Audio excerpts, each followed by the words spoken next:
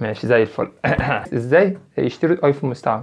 ازيكم يا جدعان، النهارده هقول لكم بقى على كام خطوه كده لو لقيتها وانت بتشتري ايفون مستعمل ما تشتروش خالص. بمعنى اصح ده يبقى دليلك او دليل شامل ازاي تشتري ايفون مستعمل، وانا هسجل لك الحاجات دي على خطوات بحيث ان انت ممكن تكتبها ورايا او تسجلها على الشاشه سكرين شوت، بحيث ان انت لما تيجي تشتري ايفون مستعمل ما تنساش حاجه منهم. والخطوات اللي انا هقول لك عليها دي تركز عليها اكتر جدا جدا في الشخص اللي انت تشتري منه في الشارع اللي انت ما تعرفوش، اللي انت ممكن ما تقابلوش تاني. دلوقتي احنا عندنا طريقين تشتري منهم موبايل، يا اما محل يا اما تشتري من حد اونلاين وهتقابله في الشارع وتشوف مره وخلاص. المميز في المحل ان انت هتاخد ضمان وتعرف تجرب الموبايل براحتك بعد كده، حتى لو رحت بيه البيت ولقيت في اي مشكله في حاجه انت ما خدتش بالك منها تعرف ترجعها له. لكن العيب ان هو ممكن تلاقيه اغلى شويه، بس طبعا لو انت عايز حاجه تريح دماغك وحاجه مثلا انت فاهم مش لازم تقف مع الراجل تقعد تجرب في الحاجات وبراحتك، يعني في المحل افضل. الميزه بقى في انك تشتري من حد اونلاين من على اوليكس ومن على الفيس او من اي حاجه ان هو ممكن تلاقيه ارخص بكتير، بس المشكله الحقيقيه ان انت هتلاقي نصب كتير قوي. تشتري موبايل بعلبه ولا من غير علبه؟ اصل فكره الكرتونه دي يعني بنسبه 80% هي شائعه مش حاجه اساسيه. بص من غير كلام كتير، العلبه مهمه جدا، بس يعني لو مش موجوده مش ازمه. هي العلبه بتعلي في سعره شويه، ده غير ان هي بتاكد منها من السيريال بتاع الموبايل نفسه. بس طبعا في دلوقتي علب مضروبه كتير، فتاكد ان العلبه بتاعت الموبايل الاصليه بحيث ان نفس السيريال اللي موجود في الموبايل نفسه هو نفس اللي موجود على العلبه. وتاكد ان العلبه بتاعته مش مضروبه، يعني مش مجرد ستيكر ملزوق عليها وخلاص. العلبه بتاعتها الحبر بتاعها مستحيل يطلع من عليها. في حاجات تانية كتيره بتبقى موجوده من غير علبه، يعني بتلاقي محلات كتيره جدا عندهم موبايلات من غير علبه. ده حاجه من الاثنين، يا اما واحد كان معاه العلبه وضاعت منه، يا اما جايبين الموبايل ده من بره مصر، فبيبقى حوار العلبه ده بيبقى صعب شويه عشان خاطر المستوردين وكده.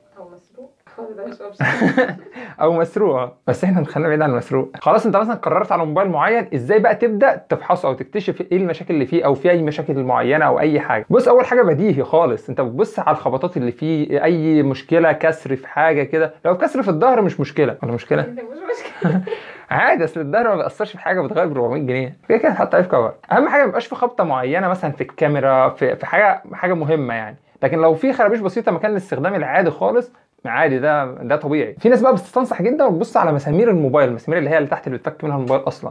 انا عايز اقول لك المسامير دي بتتغير ورخيصه جدا، فيعني ايه لو لقيتها سليمه مش معنى ذلك ان الموبايل ما اتفتحش. وحاجه ثانيه برده في حوار ان الموبايل تعرف ان هو اتفتح ولا ما اتفتحش، في ناس بتقوم فاتحه بيت الخط وتنفخ فيه لو طلع هواء ان معناه ان هو اتفتح او ما اتفتحش، على حسب. يعني ممكن يكون الموبايل متغير له شاشه ومتغير له اي حاجه ومقفول تاني عادي، يعني بسيط، الموضوع بقى بسيط دلوقتي. بس اكيد لو جربت الحوار ده ولقيته تمام فبنسبه 90% هو تمام يعني. وبرده من اول الخطوات اللي لازم تعملها انك تشيل بيت الشريحه، هتلاقي موجود عليه نفس السيريال بتاع الموبايل. ولو عايز تجيب سيريال الموبايل بتدوس نجمه شباك 06 شباك بيجيب لك الكود بتاع الموبايل، وتاكد ان هو نفس السيريال الموجود بالظبط على بيت الشريحه. ولو ما لقيتش السيريال على بيت الشريحه يبقى الموبايل ده تجميع او الموبايل ده فيه مشكله، سيبك منه. حاجه بقى مهمه جدا، تعرف ازاي الشاشه دي متغيره ولا لا. في حاجه ثانيه عندك ثالثه في الموبايل كده اسمها ترو تون، بص على التروتون موجوده ولا لا. لو لقيتها موجوده بنسبه 80% الشاشه مش متغيره. بس ده برده مش معناه ان الشاشه اصليه، لان الناس دلوقتي ممكن تغيرها وتحط السيريال بتاعها عادي فبترجع زي ما هي. الحاجه الاهم قوي انك تمسك الشاشه نفسها وتدوس عليها من الجناب كده، لو حسيت ان هي فيها حركه او بتعمل الوان وانت بتدوس عليها يبقى دي متغيره. وبرده في حاجه مهمه جدا ما قلناش على الشاشه، انت عشان تختبر الشاشه نفسها اولا الموبايل ما ينفعش يبقى عليه سكرين او على اي حاجه، تشيل كل حاجه، تعلي البرايتنس على الاخر وتجيب اي حاجه خلفيتها بيضاء واي حاجه خلفيتها سوداء، او تعمل موبايل دارك مود وما داركش مود. عكس الدارك مود ايه؟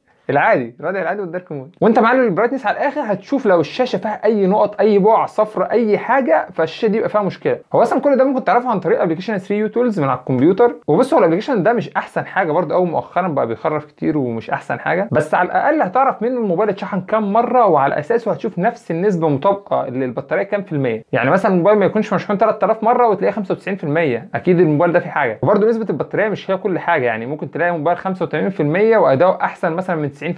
الكاميرات تفحصها ازاي؟ بص هتجيب اي حاجه لونها ابيض او اسود عشان تعرف تفحص اللي عليها الكاميرا الموبايل، وتجرب عليها الثلاث كاميرات. يعني الموبايل 3 كاميرات او كاميرتين تجرب عليها الكاميرتين، يعني تشوف الكاميرا دي وبعد كده الكاميرا دي، طبعا عدسه الزوم او عدسه اللي هي البورتريه او العاديه. في اللون الابيض هيبان جامد لو فيها اي مشاكل، اي بقع هتبان معاك في اللون الابيض، وهكذا في اللون الاسود. دول اكتر لونين بيبان فيهم لو فيهم مشاكل، هيبان معاك ان فيها مشكله، ولو فيها مشكله طبعا سيبك منه. وكده هتجرب الحاجات الاساسيه، المايك والسماعه والسبيكر، اكيد هتحط خط تجربه وتشوف الصوت تمام، السبيكر تمام، وبرضه تتاكد ان السماعات الاستيريو شغالين مظبوط بحيث ان ما تكونش مثلا اللي فوق شغاله واللي تحت واقفه. جرب اي صوت يعني مع يوتيوب او اي حاجه، شوف السماعتين شغالين مع بعض، مش شرط هو السماعه اللي تحت تبقى اعلى شويه من اللي فوق، بس ان هم يكونوا شغالين كويس ما فيهمش اي مشاكل، ده حاجه توب التوب. وخد بالك برضو مهم جدا انك تجرب الواي فاي والبلوتوث، لان دول لو فيهم مشكله يبقى في مشكله في البورده بتاعه الموبايل نفسه. انت عارف اللي اصلا مفيش ايفون 9، في ايفون 8 ومفيش ايفون، في ايفون 8 وبعد كده ايفون 10. جايه فكره عجائب وغرائب. ليه مش عارف، هو سبب يعني مش مهم. يعني هو كان نزلوا ايفون 8 بعد كده كان عيد ميلاد ابل العاشر، فهم عملوا ايفون 10 بقى لك عشان ده عيد ميلادهم العاشر وكده، فما ينفعش يبقى ايفون 9 مع احتفالهم السنه العاشره وكده.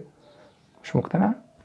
ومهم برده جدا انك تتاكد ان الفيس اي دي شغال تمام. هو ممكن يكون فاصل من كذا سبب، يعني ممكن يكون فاصل لان الموبايل مغير شاشه، او ان الموبايل وقع من صاحبه وقع غشيمه شويه فالاي دي فصل، فالفيس اي دي فصل. اصلا في ابلكيشن بيعمل كل ده، ممكن تنزله على الايفون اول ما تشتريه من غير ما تتعب نفسك ده كله، بس لازم تبص برده بنفسك. الاختبار اليدوي اهم من الاختبار فاهماني؟ او انت اول ما تشتري اي موبايل جديد خد روح اكشف عليه عند اي حد بتاع موبايلات، بس هو هيشغلك على 3 يو تولز، فما استفدتش حاجه برده، لان برده الابلكيشن ده بيخرف شويه. هو صحيح لو في اي حاجه هتبان عليه فساعتها تعرف ان هو الموبايل فيه مشكله. ومن برده في ابلكيشن جامد جدا اسمه تيست ام، يقدر يعمل لك 3/4 الاختبارات دي بسهوله جدا عن طريق ابلكيشن تنزله على الموبايل، بسيطه خالص. وبس كده اتاكد انك تعمل كل الخطوات دي كامله قبل ما تشتري اي موبايل، عشان خاطر ما تلبسش فيه او يتنصب عليك فيه. وانا اصلا كنت عامل لكم فيديو ليه تشتري ايفون مستعمل احسن موبايل فئه متوسطه جديد، هسيبه لكم في الاي اللي فوق هنا. عايزين نقول لهم طبعا على 20000 سبسكرايب صح؟ احنا دلوقتي بقينا 9000 سبسكرايب، وانا قلت لكم اول ما نوصل 20000 سبسكرايب هيكون في هديه جامده جدا هتعرفوها اول ما نوصل 20000 على انستجرام. وبس كده، دي كانت كل حاجه. انا احمد زيرو، اشوفكم في فيديو جديد.